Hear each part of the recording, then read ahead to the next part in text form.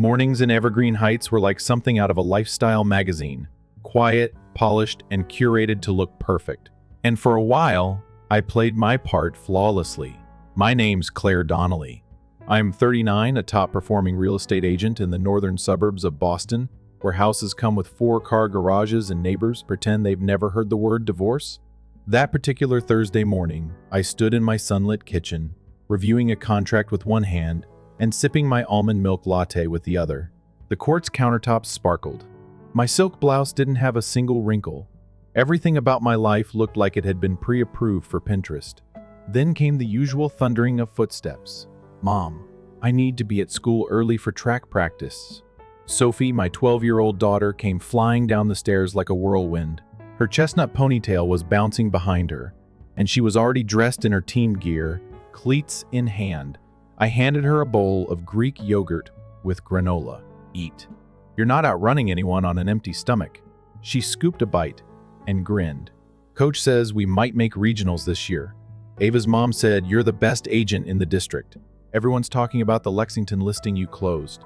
A small spark of pride flickered in my chest. "They should be," I said, winking. "That deal had 12 offers. Your mom's a shark." As Sophie scarfed down breakfast, my phone buzzed. I didn't need to look to know who it was. Mom. Eleanor Sterling. A name that still made me straighten my back just hearing it. I tapped the screen and tried to sound cheerful. "Good morning, Mom. How are the preparations for Sophie's birthday coming along?" she asked without a pause.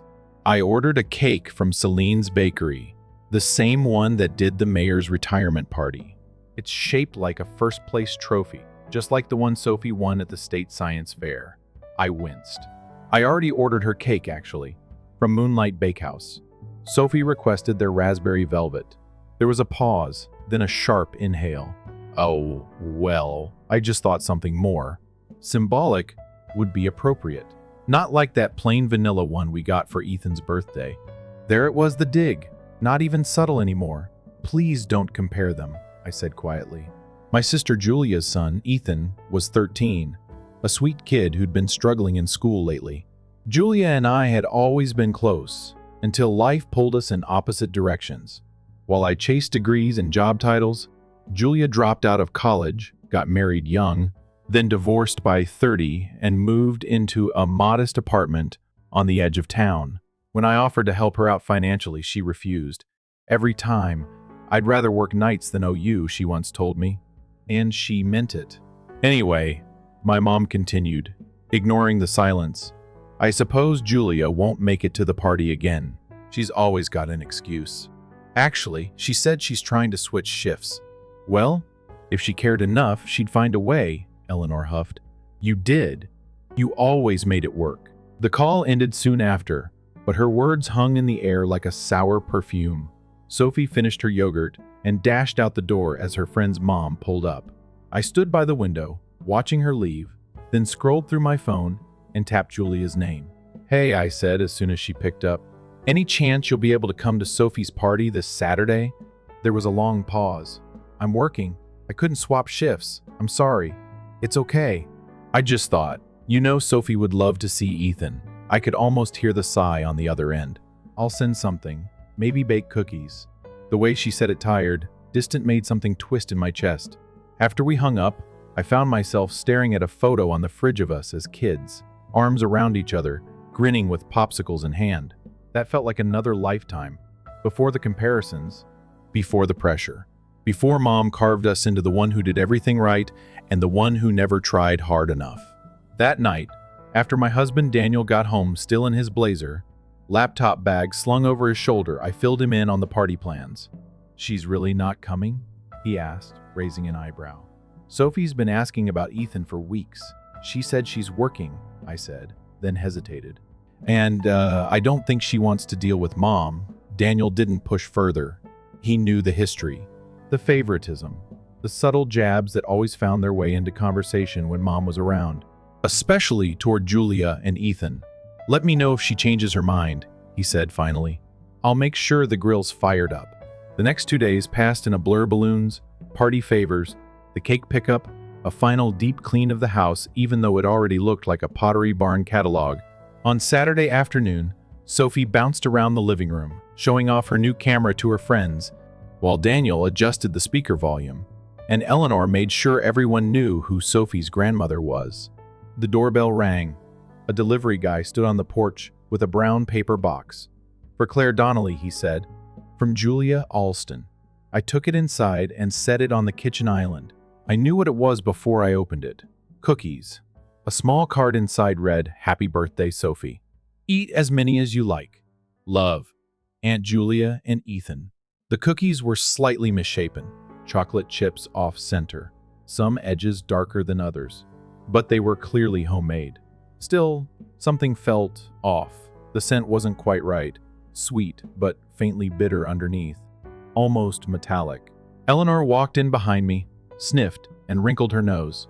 Well, I suppose store-bought was too much to expect. I didn't respond. Instead, I quietly placed the cookies in a container and slid them to the back of the fridge, just in case. Later that night, after the cake was cut and the guests had gone, I called Julia. "Thanks for the cookies," I said. "Sophie loved them." Lie. She hadn't even seen them. There was a beat of silence on the line. Then Julia said, "I'm glad. That means a lot." Something about her voice unsettled me. It was softer, but not in a peaceful way, more like someone who'd finally exhaled after holding their breath for too long. I should have thrown them out. That basket of cookies sat in the back of my fridge like a ticking clock. I told myself it was just cautious instinct, that I was being paranoid. But if I was being honest, I knew it wasn't just the odd smell.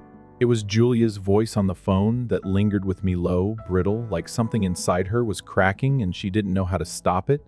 On Monday, I was back in my home office, sifting through listings and client requests, when my phone rang again. It was Mom. "Did you hear?" she asked almost gleefully. Ethan failed his math midterm. Again. I swear, that boy just doesn't apply himself. I clenched my jaw. "Mom, stop, please." "I'm just stating facts, Claire." "No, you're not. You're comparing." Again, there was a long pause. "Well," she huffed, "I didn't mean to upset you." I didn't reply. Just said I had a call with a client and hung up. For the rest of the day, I couldn't concentrate. My mind kept slipping away from real estate documents and back to that box of cookies. I opened the fridge 3 times just to check. Still there. Still untouched. That night, I watched Sophie tap away at her piano while Daniel scrolled through work emails on the couch. Our house was calm. Our life was polished. But I couldn't stop thinking, what if something had happened? What if I hadn't trusted that gut feeling? It was Tuesday afternoon when Julia called. She never calls during the week. "Hey, you free?" she asked. Her voice was too bright, too deliberate. I knew her well enough to hear the cracks behind it. "Yeah, everything okay?" A beat. Then, "Did anyone eat the cookies?" I paused, heart suddenly loud in my ears. "Sophie tried one," I said slowly, choosing my words. Then Ethan stopped by after school and finished the rest. Dead silence. Then Julia's voice shaking. "He what?" "Yeah. He said he hadn't eaten all day." I leaned into the lie, trying to sound casual. "So I gave him the cookies you sent." There was a sound, something clattered on her end. Maybe a dropped glass. Her breathing got shallow, erratic. "Julia," I said, more sharply now. "What's going on?" She tried to recover, but she wasn't fast enough. I didn't know he'd come by. "You didn't think what?" I asked, my tone turning cold. "What's in those cookies?" The silence that followed was suffocating. "I have to go," she muttered, and the line went dead. I stood there, phone still in my hand, heart racing. My instincts were no longer whispering. They were screaming. I went straight to the fridge and pulled out the container.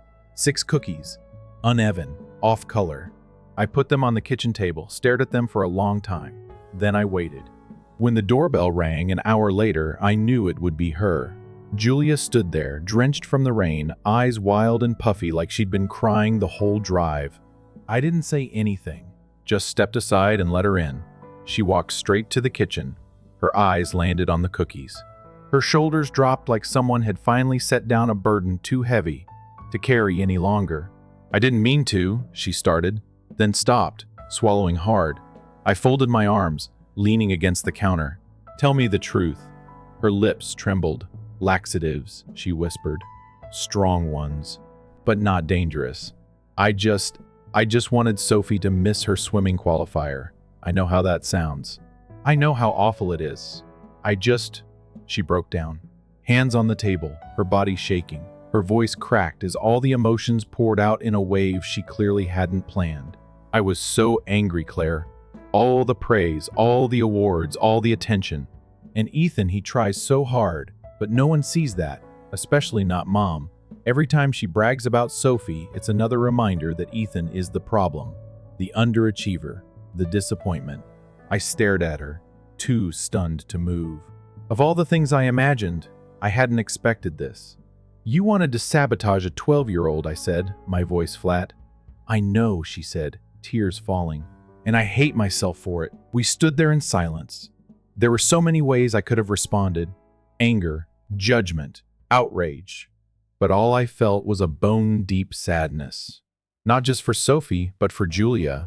For all the years she spent feeling second best. For every time she looked at me and saw what Mom never let her be. I never wanted this competition between us, I said quietly. But it was always there, she replied. Mom made sure of that. She wasn't wrong. I remembered piano recitals where I got flowers and Julia got scolded. I remembered school report cards where her B's were lazy and my A's were proof of potential. Somewhere along the way, that favoritism didn't just warp our relationship with our mom. It twisted the bond between us, too. Why didn't you tell me? I asked. She laughed bitterly. Would you have believed me? I didn't answer, because the truth was, maybe I wouldn't have. Julia wiped her face with her sleeve and stared at the cookies. I should turn myself in. I shook my head. No, but you do need help. She nodded slowly. I'll get it. Therapy. Something. I just Claire, the first so sorry. I was angry at Mom. Not Sophie. I lost control. I reached out, touched her shoulder. You were drowning, but you nearly pulled us under with you. We didn't say much after that. She left quietly. I tossed the cookies that night. All of them. But the memory of them? That would stay. The house was too quiet after Julia left. Daniel had taken Sophie out for a late ice cream run, part reward for finishing her history project, part distraction. He didn't know about the cookies. Not yet. I wasn't sure how to tell him, or if I should. Not until I made sense of it myself. I stood in the kitchen staring at the garbage bin, where the cookies now lay buried under takeout wrappers and paper towels. Even sealed in a trash bag, they carried a weight, a memory of what almost happened, and what still could have if I hadn't trusted my gut. That night, I barely slept. I kept thinking of Sophie's face so open, so innocent, and Julia's tight with guilt, haunted by years of being overlooked. The tension in our family wasn't new, but this was the first time it had taken physical form. The next morning, I made a decision. Mom needed to hear it all. No more pretending, no more dodging. I drove over to her house just after 10 a.m. Before she could leave for her bridge group or volunteer shift, whatever activity she'd lined up to keep herself busy and adored. She opened the door in one of her signature sweater sets, pearls in place, mascara perfect. Claire, this is a surprise. I need to talk to you, I said simply. Inside, the living room looked exactly like I remembered growing up, everything symmetrical, nothing out of place. She gestured for me to sit, but I stayed standing. This isn't a casual visit, I said. It's about Julia. Mom's smile tightened. What did she do this time? I took a deep breath. She made a mistake, a serious one. But before I tell you what happened, I need you to listen, not with judgment. Just listen. Her eyes narrowed slightly, but she nodded. So I told her. I didn't mention the cookies, not directly. Just said that Julia had been pushed to a breaking point, that she admitted she needed help, and that a lot of that pain traced back to how we were raised, how she was treated, how the favoritism didn't just hurt her, it hurt all of us. You always said I was the responsible one, the gifted one, but what you never saw was what that did to Julia. Mom opened her mouth, but I held up a hand. No, just let me finish, because I never said it before, and maybe that's on me. But Julia didn't just grow up in my shadow, you put her there. Every time you praised me in front of her, every time you dismissed her effort, You built a wall between us. She could have worked harder, Mom said quietly. I pushed you because I saw something in you, and you ignored what was in her. For a long time, she said nothing. Then, in the softest voice I'd ever heard from her, I never meant to make her feel small. But she did, I said. And now Ethan is going through the same thing. That finally got her attention. Her head snapped up. What do you mean? Mom, he's struggling in school, at home. And every time you compare him to Sophie, even if it's not on purpose, it chips away at him. I saw it in Julia's eyes, and I've seen it in Ethan's. The room was still. It was strange, watching my mother, the woman who always had a retort, always had an answer, sit there with her hands clenched in her lap, saying nothing. Eventually, I stood up. You always said, family is everything. If that's still true, it's time to show it. Not with praise, not with gifts, but with effort. Start by treating your grandkids like they both matter. Then I left. No dramatic ending, no final word, just silence and the faint sound of the front door clicking shut behind me. That weekend, I asked Sophie to help me clean the guest room. Why? She asked, peering at me over the broom. Because I want to invite Ethan over next week. Her eyebrows shot up. Really? Really? I thought maybe you could show him your camera. He might like it. She tilted her head, thinking, yeah, actually, I think he would. He's into that vintage stuff, right? Like old coins and maps? Exactly. And I think he could use a change of scenery. Sophie didn't ask why. Maybe she didn't need to. Maybe, deep down, she'd always felt the unspoken tension, too. By Tuesday, the room was ready: fresh sheets, a stack of graphic novels from Sophie's shelf, and an extra pair of headphones, just in case. Julia dropped Ethan off that afternoon. He stepped inside hesitantly, eyes darting around. Taller than I remembered, quieter too. Hey, Ethan, I said, offering a soft smile. Glad you're here. He nodded. Thanks for inviting me. Sophie came bounding down the stairs. I saved a spot in Minecraft for you, she said. And I've got this game where we pretend to be old-timey treasure hunters. You in? Ethan's lips curved into the first real smile I'd seen on him in months. Definitely. They disappeared into the living room, laughter echoing soon after. It was such a small sound, but it filled every corner of the house. A kind of healing I hadn't known we needed. Julia stayed back, hovering near the front door.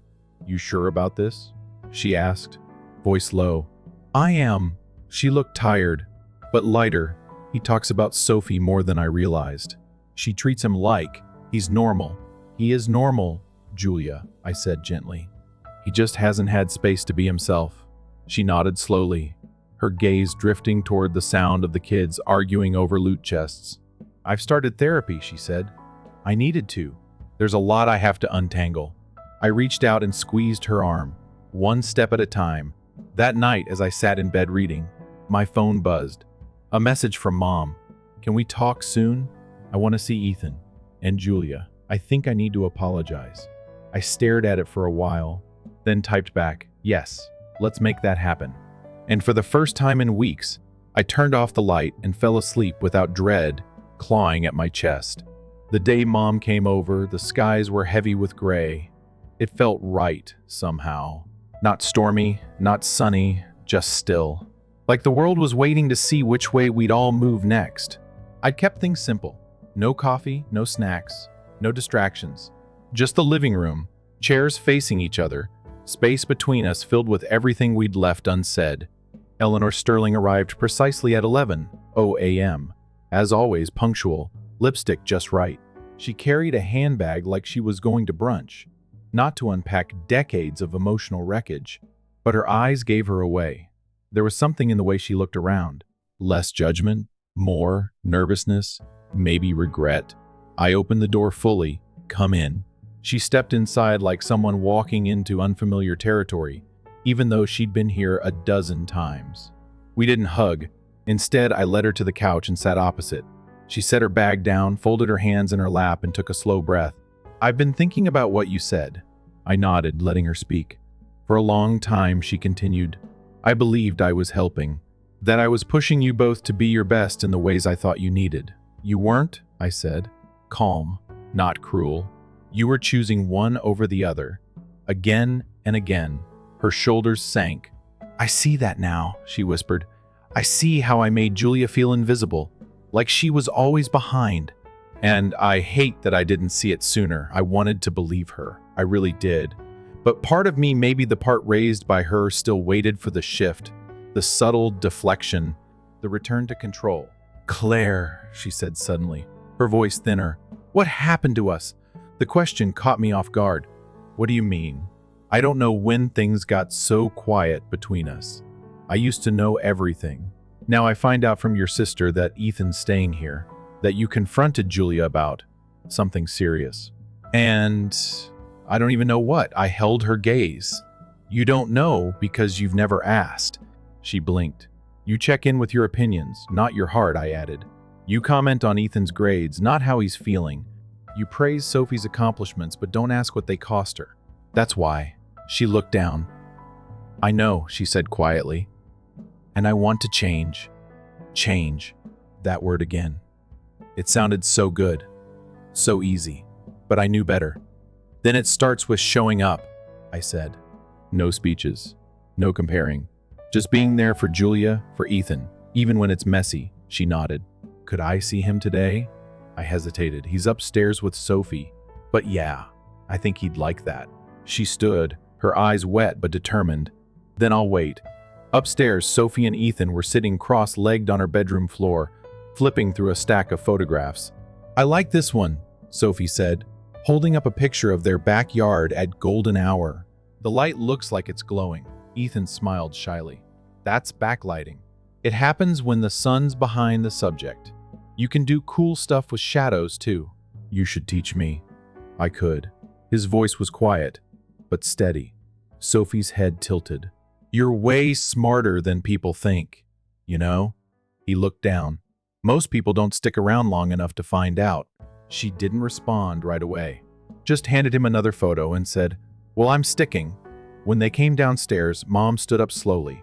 Her eyes softened when she saw Ethan, taller than she remembered, quieter than she expected. Hello, sweetheart, she said. Hi, he replied, shifting slightly behind Sophie like she was a shield. Mom didn't press forward, just smiled gently. I'm really glad you're here. And I'd love to see more of your photos sometime. I heard they're quite impressive. Ethan blinked, caught between suspicion and surprise. Sure. I'd like to learn, she added, voice barely above a whisper. If you're willing to teach me. Sophie nudged him. You should. She's hopeless with tech. It'll be hilarious. He grinned despite himself. Okay, maybe. Small steps, but steps all the same. Over the next few weeks, something began to shift. Ethan started staying over more often Friday nights mostly. He and Sophie would game, draw, talk about camera lenses and graphic novels, and everything in between. For the first time in a long while, I saw him relax. He laughed more. He started teasing back. And Julia? She was still fragile, still healing, but she came over for dinner now, helped set the table, talked to Daniel about budgeting, asked me about schools that might have strong photography programs for Ethan.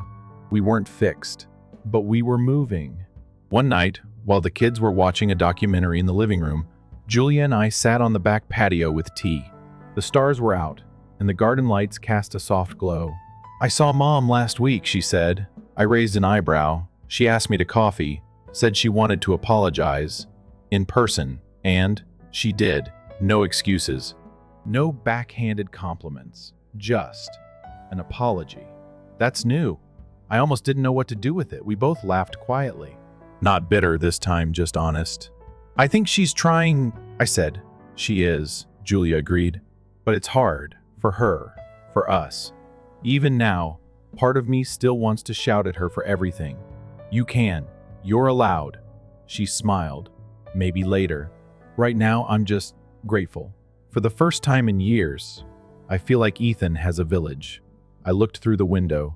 He and Sophie were side by side, arms crossed, deep in debate over whether to rewatch a scene. My heart softened. He always had one, I said. He just didn't know yet. It was mid-April when Sophie came home waving a flyer like it was a golden ticket. Guess what, mister? Henley picked Ethan for the student showcase at school. His photos are going to be on display in the gym for open house. I blinked. Seriously? Dead serious, she said, breathless from excitement. One of his shots? The one with the broken fence and wildflowers? Mr. Henley said. It had soul. Like actual soul. My chest tightened, then slowly softened. It wasn't pride exactly, at least, not in the usual sense. It was relief. Hope. The quiet kind that settles deep instead of flashing loud. When Julia called me later that night, her voice trembled with something that sounded like disbelief. He's smiling more, she said. He's even talking to the other kids at photography club. I don't know who this version of him is, but I like it. He's not a new version, I told her. He's just finally being seen. The open house was the following Thursday. Daniel got home early, shirt tucked neatly, shoulders tense the way they always got when he stepped out of the office and into dad mode. He smiled on cue, asked about Sophie's presentation, nodded at the right times. But I knew that look. We'd been doing this for years, polished performances, subtle distance. The kind of marriage that looks stable from a distance, but up close, has seams that never quite hold. Still, we walked into the gym together, our daughter bouncing ahead of us. Rows of folding panels stood like temporary walls, covered with artwork, essays, and photographs. And then I saw it, Ethan's section. 3 photos, perfectly spaced, one of rusted mailboxes overtaken by ivy, one of the back of a girl's silhouette lit by sunrise, and one, my favorite, of an abandoned swing set, half swallowed by snow, with a child's red mitten left behind. It didn't need a caption. The story was all there. People paused at his work, pointed, whispered. Eleanor stood a few feet ahead, arms folded, staring at the photos, not talking, just absorbing. Ethan, standing beside Julia, shifted nervously. She gently nudged him forward. "Hi, Grandma," he said, voice quiet but clear. Eleanor turned, and for a moment, she didn't speak. Then she leaned in closer, looked at the mitten photo again, and whispered something I didn't expect. "It's haunting." In the best way. Ethan blinked. She turned to face him fully. "I'm proud of you, Ethan. Truly." It was the first time I'd ever heard her say it that way to him, not just about him. Ethan didn't smile right away. He didn't leap into her arms, but he nodded. And that was enough. Later, after the crowd thinned and the kids were running around the gym, Daniel and I found a quiet spot by the bleachers. "You okay?" I asked, watching him scan the room. He sighed. "Yeah, just tired. Not from tonight. Just everything." That was the thing with Daniel. He never exploded, he just eroded quietly. I took a deep breath. "Can I ask you something?" He glanced at me. "Sure. Do you think we're happy or just functional?" His jaw tensed. That's a loaded question, I know. But we've been moving like 2 gears in the same machine. And lately I've been wondering if we forgot what it feels like to just be us. He didn't answer at first. Just looked at the kids laughing across the room. I think somewhere along the way, we started measuring success in checkboxes. Mortgage paid. Kids thriving. Marriage intact. But not much else. I nodded. "I miss you sometimes. Even when you're right next to me." He looked down. "I miss you too." It wasn't a dramatic moment. No big confessions. No tears. But something in the air shifted. A crack of honesty we hadn't let in for a long time. Maybe this story wasn't just about Julia and me. Maybe all of us were running old scripts we hadn't questioned in years. That weekend, Julia hosted a small get-together at her place. Nothing fancy, just tacos, sparkling water, a playlist of 2000s hits, and laughter that bounced off the kitchen walls. Eleanor came too. She didn't hover, didn't dominate, just sat next to Ethan on the couch, while he explained the difference between prime and zoom lenses. Claire from a year ago wouldn't have believed this scene. At one point, I stepped outside to get some air. The sun was setting behind the old brick buildings, washing everything in orange. Daniel followed me out. "Remember when we used to sit on our own porch and dream about this kind of quiet?" he asked. "I do," I said. "Maybe we stopped dreaming and started just surviving." "Maybe," I said, "but we don't have to keep it that way." He nodded. "Let's fix what we can. No promises, just intent. Sometimes that's stronger." That night, Sophie found an old photo album buried in the bottom drawer of our hallway cabinet, one we hadn't opened in years. "Whoa," she said, flipping through. "You and Aunt Julia had the same haircut. Very mushroom chic." I laughed. It was the 90s. "Forgive us." She passed the book to Ethan, who pointed at a camping photo. "Is that your mom making s'mores with her eyes closed?" "Looks like it," Sophie said, giggling. "We have to recreate this. All of it. Even the bad bangs." The two of them disappeared upstairs, plotting their next sibling-level prank or cousin adventure. I didn't know what they'd come up with, but I knew it would be harmless. Honest. Connected. Everything we'd forgotten for too long. 6 months passed like a soft breath. Not everything was fixed. Not everything would be. But the heaviness that once lived in the corners of our family had finally started to lift. The biggest change? We'd stopped pretending everything was fine just because it looked that way. Julia had started working part-time at the local arts co-op. It wasn't glamorous, but she loved it. She helped organize student exhibits and built an after-school program for kids interested in photography. Ethan was thriving. His photos had been picked for a statewide youth competition, and he was now saving for his own camera reel gear, not hand-me-downs. Every weekend, he and Sophie explored new missions around town, abandoned buildings, forgotten trails, hidden corners of the library. They'd come home with dirt on their shoes and stories in their eyes. One afternoon, I overheard Sophie say, "You're like my twin, but with better lighting." Ethan laughed, really laughed. Not the polite, short kind, but the kind that spills out when you forget to hold back. That sound still gets me. Daniel and I weren't exactly new people, but we were better versions of who we used to be. We talked more, not just about schedules and bills, but about what we needed, what we missed, what we wanted to rebuild. Every Thursday night, we sat out on the porch, no phones, no work, and just talked. Some weeks we argued. Other times we said nothing, but we showed up. And somehow, that became the foundation we'd forgotten we needed. As for Mom, she didn't transform overnight. People don't. But she started showing up differently, listening more, talking less. She brought Ethan a lens cleaning kit one afternoon and asked if he could teach her what aperture actually means. He taught her patiently. And when she took a blurry photo of the neighbor's cat, he didn't roll his eyes. He just adjusted the settings and smiled. One Saturday in late October, we all ended up in my backyard. Daniel was at the grill. Sophie was making spooky lemonade with dry ice, and Julia was chasing Ethan with a can of silly string. It was loud, chaotic, beautiful. I stood back for a moment, just watching. Mom was sitting on the patio steps holding a camera. She wasn't taking charge. She wasn't performing. She was just present. She lifted the camera and snapped a picture Ethan and Sophie mid-laugh, their faces lit by the soft light of golden hour. And for the first time, I realized she wasn't capturing the moment to show anyone. She just wanted to remember it. Later that evening, when the sun dipped below the fence line and the grill smoke had faded, Julia and I sat together on a blanket in the grass. It had been a long time since we'd done that. We watched the kids string lights between the trees, their laughter echoing like wind chimes in warm air. "You know what I've learned?" Julia said, staring up at the sky. "Bitterness grows fast when it's left alone. But healing? That stuff's slow, like vines. But it holds when it finally takes root." I nodded. I used to think keeping things pretty made them okay. The house, the job, the pictures on social media. But none of it mattered when we were all silently breaking. She glanced over at me. "We're not broken anymore. Not shattered," I agreed. "Just patched. And that's enough." She leaned her head against my shoulder like she used to when we were kids.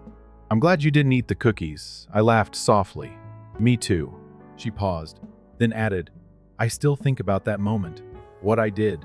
What I almost did." "I know," I said, "but it's what you did afterward that matters now." We sat in silence, letting the air fill with the music of kids, crickets, and wind in the trees. A week later, Ethan's photo won second place in the state competition. We drove 3 hours to see the exhibit. Julia, Mom, Sophie, Daniel, and me, all in one car, somehow still speaking by the time we arrived. Ethan's photo, an overhead shot of a cracked sidewalk, with a single dandelion growing through, hung on a white wall, with a ribbon pinned beside it. I stood in front of it for a while. The caption beneath read, Some things grow best when no one expects them to. Ethan A. I swallowed the lump in my throat.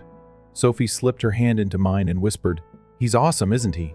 "He really is," I said. We never spoke again about that day with the cookies. We didn't need to. The memory lived in each of us differently, but it didn't define us anymore. Instead, we made new memories. Sundays became game nights. Julia taught Ethan how to budget. I taught Sophie how to shoot in manual mode. Daniel helped both kids set up a DIY darkroom in the garage. Even Mom started writing down old family recipes, asking us to help her test them. Life wasn't suddenly simple, but it was honest. We learned how to be together again, without needing everything to be perfect. We forgave without forgetting. We listened without waiting to reply. We chose each other day after day. And me? I stopped measuring my worth by clean countertops and gold stars. I found something steadier, softer.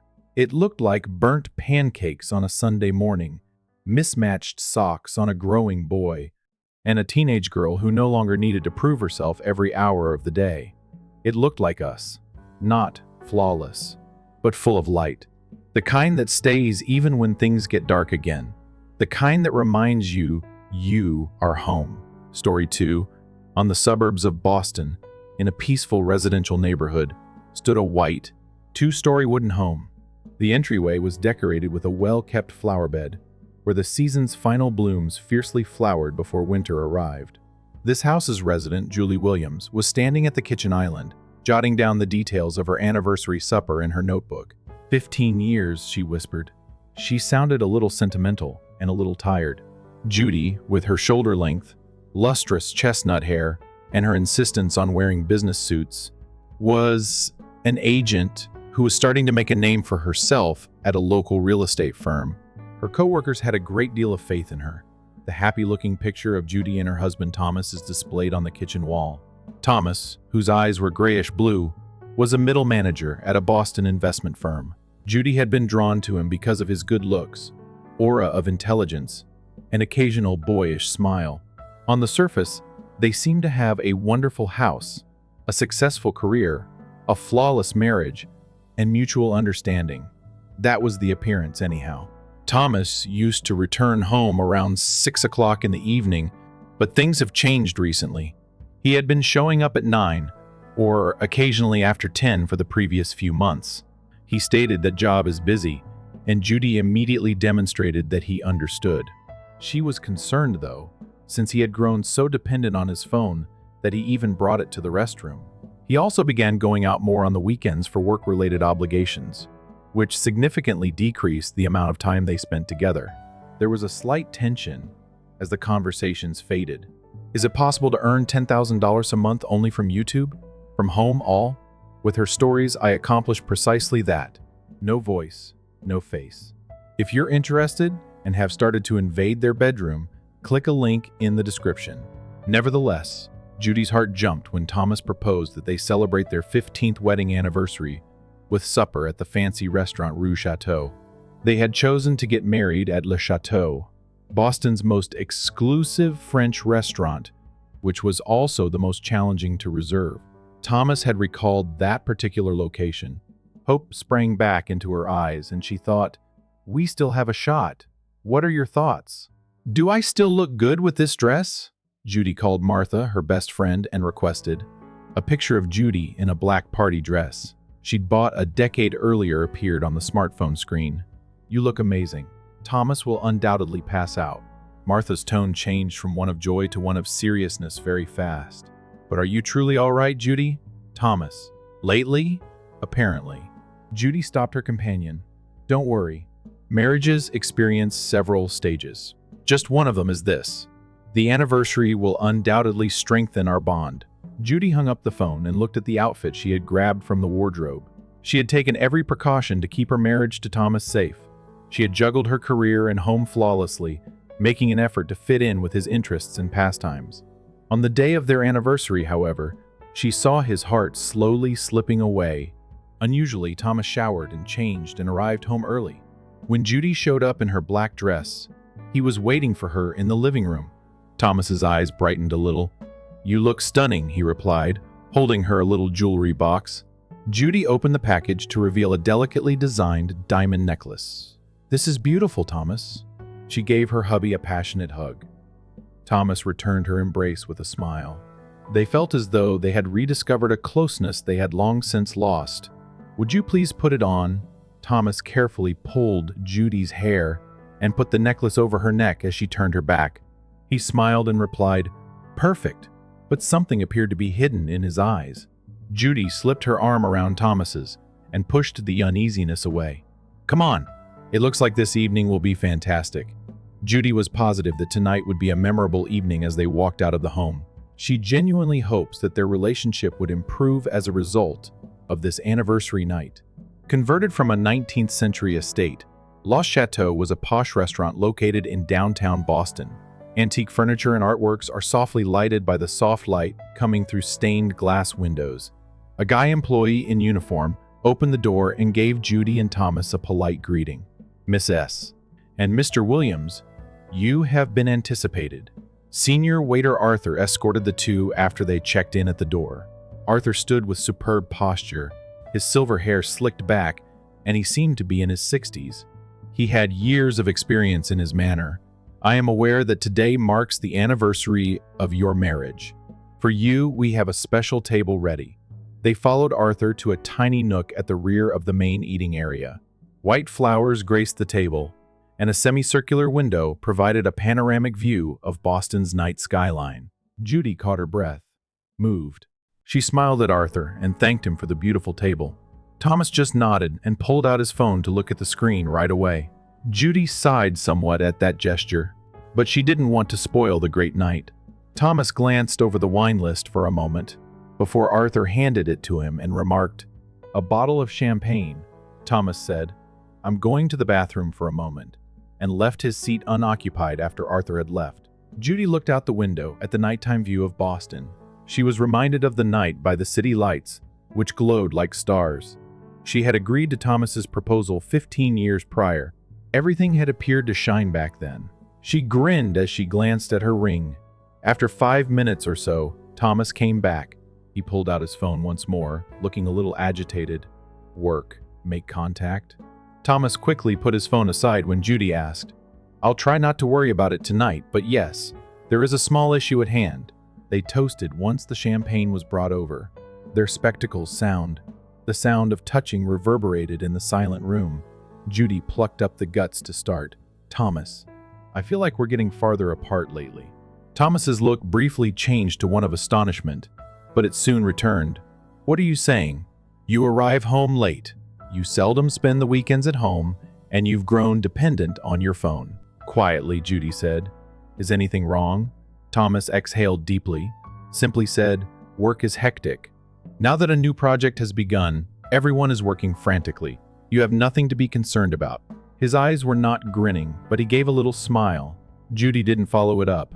Tonight, she didn't want to dispute. "I get it. However, I desire a connection with you where we can communicate more." Arthur delivered the menus. The chef's suggestions for today start with foie gras and lobster. Wagyu filet with truffle sauce is the main entree. After closing the menu, Thomas placed an order for 2 of the chef's taster courses. The chef's course was the most costly item on Judy's chateau's menu, which astonished her. "This is a unique evening," Thomas remarked. "Let's also have a nice wine." On the wine list, he indicated a 2015 Romani Conti. Judy's gaze expanded. Each bottle of the wine cost several $1,000s. "Thomas, what a costly wine. Everything is all right." Thomas cut him off. "Tonight is our night to indulge, isn't it?" Arthur took heed of the directive and left with grace. "I'm going to the bathroom again," Thomas stated, taking another glance at his smartphone. Although Judy was more worried about his expenditures while they were wealthy, this was the second time she thought it was a little strange. While Thomas was away from the table, the typical Thomas would have referred to this type of expenditure as wasteful. Judy sipped her champagne and thought, is it possible that Thomas was experiencing guilt? Or did he simply wish to add a particular touch to their anniversary? She was thinking deeply at the time. Thomas felt a vibration on his smartphone. The phone on the table lighted up, briefly showing a portion of a message. "The final night is tonight. Our new life from a sender named Rachel starts tomorrow. For a second, Judy thought her heart had stopped. She averted her gaze from the phone and made an effort to relax. Her mind was racing with options. Did this indicate anything different before Thomas came back? Or was he having an affair? Judy inhaled deeply before calming her face. She was feeling suspicious and anxious, but she wanted to take a closer look at the issue. After about 10 minutes, Thomas reappeared, his complexion a little strange. "Are you all right?" Thomas, a little worn out, answered Judy's question. They served the appetizers. When Judy saw the beautifully presented food, she briefly forgot her nervousness. "It's lovely," she remarked. Though he appeared preoccupied, Thomas nodded. As he began preparing her entree, he pulled out his phone once again to verify something. Judy made an effort to talk to Thomas. Recollections of their time as students. Stories of failed first dates and honeymoon escapades. For the two, they were priceless memories, but Thomas's answers were flimsy, often simply nodding absently before the main meal arrived. Thomas used the restroom for the third time. Judy's conflicted emotions of rage and dread were overwhelming her. She wanted to see whether he was talking to someone or whether he was really using the restroom. She changed her mind, though, believing that doing so would diminish her dignity. Thomas came back when Arthur presented the main meal. Thomas had a wonderfully cooked Wagyu steak with truffle sauce on his dish. His gaze stiffened for a minute as he glanced at it. "What's the matter?" Thomas faked a grin and replied, "My stomach doesn't feel well," in response to Judy's question. "You chose a rather pricey course, but I doubt I'll be able to eat today." Judy couldn't understand. "As long as you find it enjoyable, it's okay," Thomas said. "If you're happy, I'm pleased, too." Those remarks were true, yet Judy felt that something wasn't right. She glanced at the roast duck with orange sauce that she was eating. Although everything appeared to be really tasty, she was also becoming less hungry. They brought the pricey wine. After expressing gratitude, Thomas replenished the sommelier's glass. "To your well-being." Thomas held up his glass. "Into what is ahead?" Judy lifted her glass. It was an odd impact on her. Thomas's comments held a secret for her. His eyes and all he did. She took a little drink of the wine, but kept her grin intact. Thomas was going to get back up after taking a quick peek at his smartphone. Judy grabbed his arm out of impulse and continued. Her voice was tinged with unmasked annoyance. Apologies. A crucial message. As though feeling something from Judy, Thomas's demeanor changed as he started to speak. "No, it's all right. Tonight, I'll remain with you." But he took a seat again before the main meal. Judy was on the verge of touching her food when an unsaid tension suddenly loomed between them. "Wait a minute," said Thomas. His speech had a sense of urgency. Judy paused, startled, and turned to face her husband. "First, let's toast." Thomas filled her glass with the rich crimson wine from the Romany candy bottle. His hands trembled a little as he poured into his own glass and held it up. "To our 15 years of matrimony." Judy's eyes met her husband's. There was a feeling there that could not be described. Fear, worry, or tension. She was unable to read it. The only thing she knew for sure was that these were not Thomas's soft, serene eyes. "Up to 15 years. Judy responded by raising her glass as well, but she only took a little drink. There was something strange about his strange conduct and the pricey wine at this upscale restaurant. It all made her suspicious. She set down her glass. Judy returned her focus to the meal. The roast duck on its ornate dish surely looked delicious. But when she noticed that Thomas was not even touching his dinner, she began to wonder, "Do you not intend to eat?" "I just don't feel well in my stomach," Thomas added with another smile.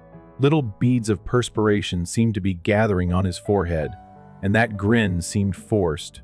As Judy lifted her fork, he brought the wine to his lips once again and took a big sip. There was a little ruckus coming from the restaurant door. As she gazed in that way, Thomas's gaze landed on her plate, and he briefly displayed a holding his breath expression. But before Judy could turn around again, he was grinning as like nothing had occurred. Judy replied, "It's a pity you can't eat, but it's a lovely dinner."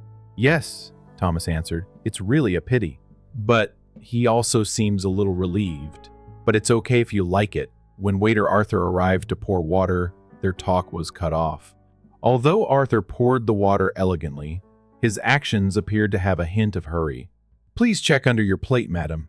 he murmured gently as he stood next to Judy while he poured the water.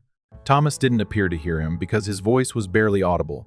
Setting down the carafe, Arthur nodded and left. Anxiety was evident on his face. Judy couldn't understand what was meant by Arthur's words. She turned to face her husband, but Thomas was once more looking at his phone. There was more perspiration on his brow. The wine could have been a little too potent.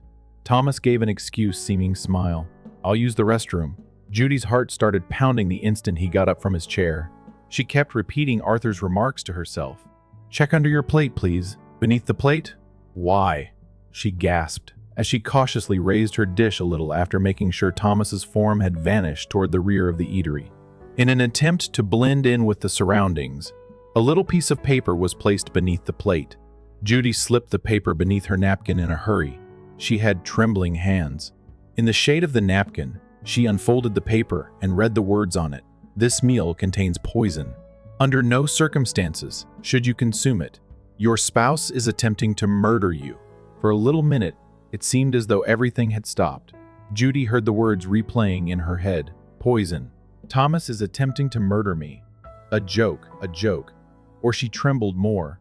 The smartphone showed the message. Thomas's peculiar actions. The substantial insurance benefit. The parts started to come together to create a horrifying image. She recalled that she had considerably upped her life insurance policy 6 months prior at Thomas's recommendation. He had mentioned it was just in case. She was abruptly confined by the opulent decor of the restaurant, which seemed like a jail. Judy's chest felt constricted as she attempted to inhale deeply. She was unable to determine whether this was a nightmare or reality. There came the sound of Thomas coming back. Judy quickly tucked the piece of paper into her purse and made an effort to if nothing had occurred, but she was unable to conceal the blood that had probably drained from her face. "What's the matter?" Thomas sat down and inquired. "You appear pallid. It isn't anything." Judy knew herself too well to smile. "That must have been a very strange smile. I'm just a little worn out." Thomas appeared to be relieved. "It makes sense to me. Lately, you've been very busy." He attempted to pour the wine into her glass. "Do you want a little more?" "No, thank you," Judy said abruptly. "My stomach is actually a little bit as well, I see," Thomas said. His expression briefly changed to one of panic. "However, it's a very unique dish. Try eating a little, will you?" Judy was horrified by those words. Was he genuinely attempting to persuade her to consume a contaminated food? Why? Why would her spouse act in this manner? "In fact, I'm also beginning to feel sick to my stomach." "Oh," Judy said.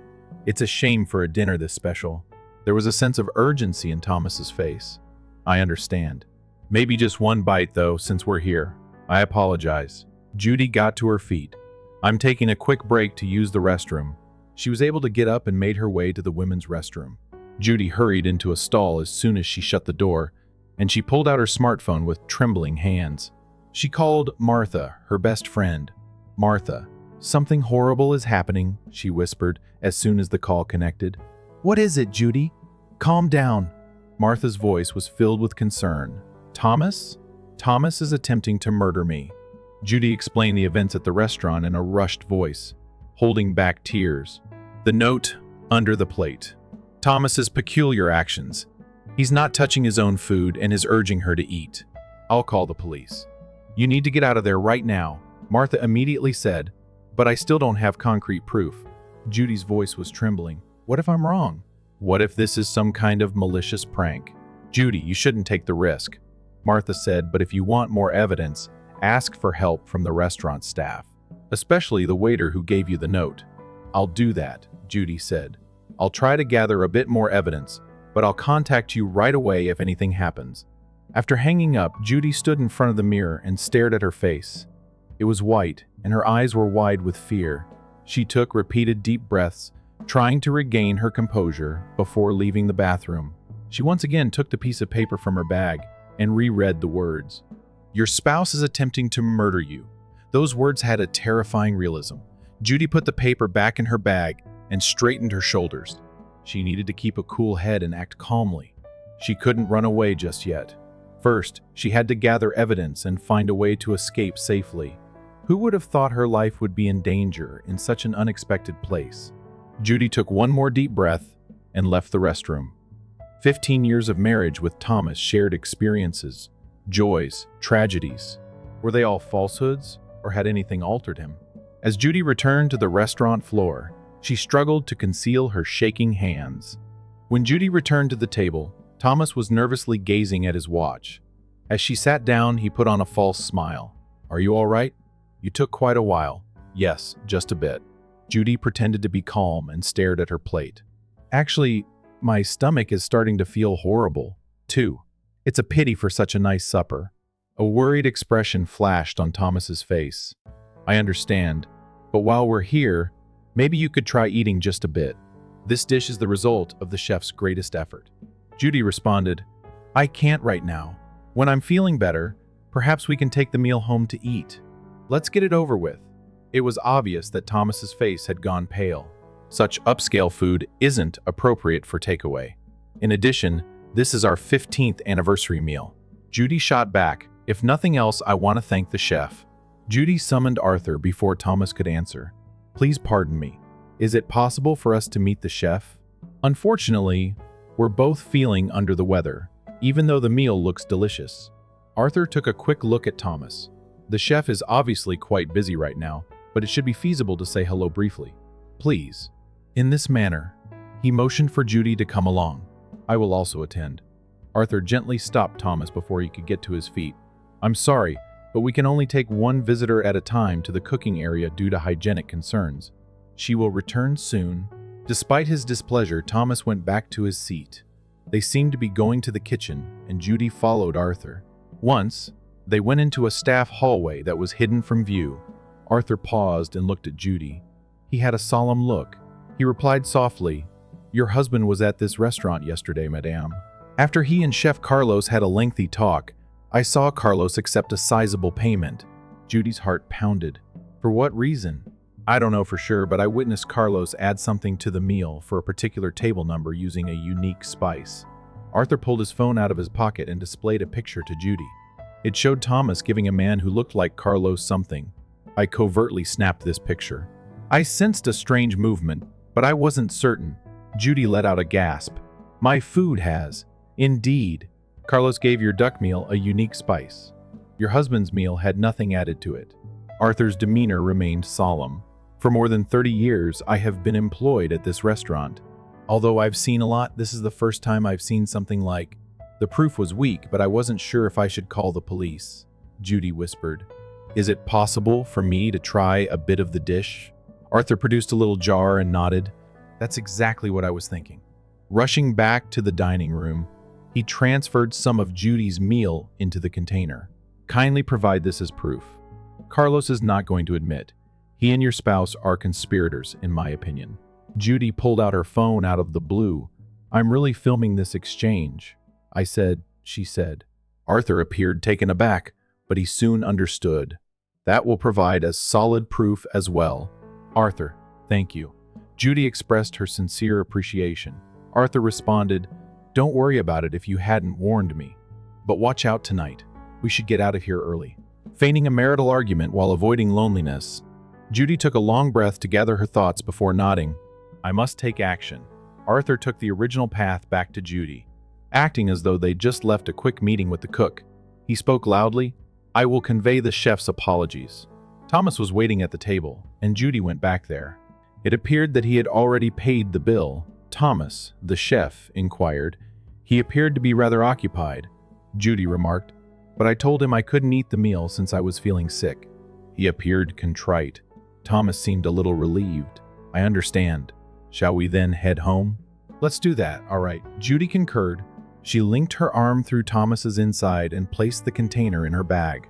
Although she was trembling with fear, she pretended to be a composed wife. As they walked out of the eatery, Arthur bid them farewell. Judy nodded slightly in response to his slight nod. Entering the vehicle, Thomas exhaled deeply. "Our anniversary is unfortunate," Judy said. "Yes. However, there aren't many things you can do when you're feeling bad."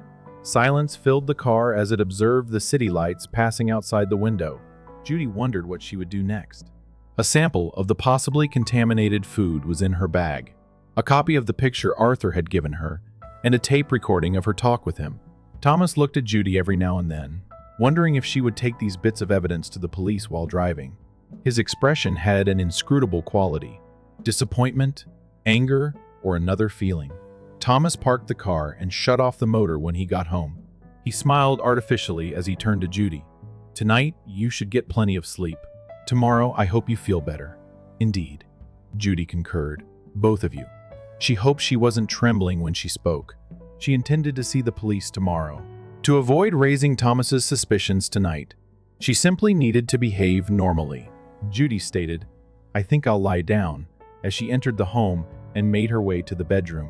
Thomas stayed in the living room and switched the television on. Judy instantly sent Martha a message and closed the door, gathered proof. "Tomorrow, I'm going to the cops." Pretending that tonight didn't happen, there was an instant response: "Take caution. If something goes wrong, get in touch with me immediately. I'll come get you right now if you need me." Judy closed her eyes and tucked her phone beneath her pillow. Thomas was still asleep when Judy got up early the following morning and discreetly got dressed. She immediately went to the police station after getting into Martha's car, which had come to pick her up. Judy's face was not one of fear when she arrived at the police station with proof, but one of resolve. She turned in the sample of possibly contaminated food, along with all the supporting documentation she had collected. The photos shot at the restaurant, the recording of her talk with Arthur. To the researcher, "MAAM, you've had a horrible experience." Holding her hand, an older female investigator said softly, "You did the right thing and shown courage." As soon as possible, the authorities started interviewing the chef of the restaurant and conducting poison tests on everyone involved. Carlos was also called in for interrogation. According to the test results, the meal contained a deadly amount of arsenic. Judy's recording, Arthur's testimony, and the images he took were the key pieces of evidence. A few nights later, Judy received a call from the police when she was temporarily sleeping at Martha's house. Detailed communications regarding the criminal plan with his lover, Rachel, were discovered on Thomas's smartphone when he was apprehended at their house. As an accomplice, Rachel was also taken into custody. Why? During the inquiry, Judy questioned the investigator. "He tried to murder me, but why? A $5 million life insurance policy in your name. It appears that he intended to use it to begin a new life with Rachel." The detective replied in a low voice, "They have acknowledged that they have been dating for 3 years. 3 months later, the trial got underway. In court, Judy turned to face Thomas and met his eyes directly. Anger that the scheme had failed was all that was seen in her ex-husband's eyes. In the end, Rachel was sentenced to 10 years in jail as an accomplice, while Thomas was sentenced to 20 years in prison for attempted murder and conspiracy to kill. 6 months following the experiment, Judy's divorce processes were concluded. She made the decision to relocate and begin a new life. Martha took a little box inside Judy's new apartment and stated, "This is the last box." Arthur was blotting perspiration from his forehead next to her. "I appreciate your assistance." Judy gave the two a grin. After leaving her chateau, Arthur became friends with Judy. The three started a little bistro called Second Chance a year after the event. The cafe gained popularity as a gathering spot for those who had conquered different obstacles. Judy discovered an envelope from the Massachusetts State Prison one peaceful evening as she was handling the cafe's accounts. In the mail, Thomas Williams was the sender. Her hands were shaking as she opened the letter. He apologized and said that he had been honest with himself while inside. Judy struggled with conflicting feelings for the guy she had loved, so she read the letter several times. She decided not to respond in writing. In the hopes of his recovery, she did, however, covertly create a fund to assist with his social reintegration upon his release. Judy looked out the window as her new family surrounded her in the cafe. She had been cruelly betrayed by life, but she had also been offered a fresh start. She had seen personally that genuine family is made up of relationships between individuals who help one another through tough times rather than blood ties.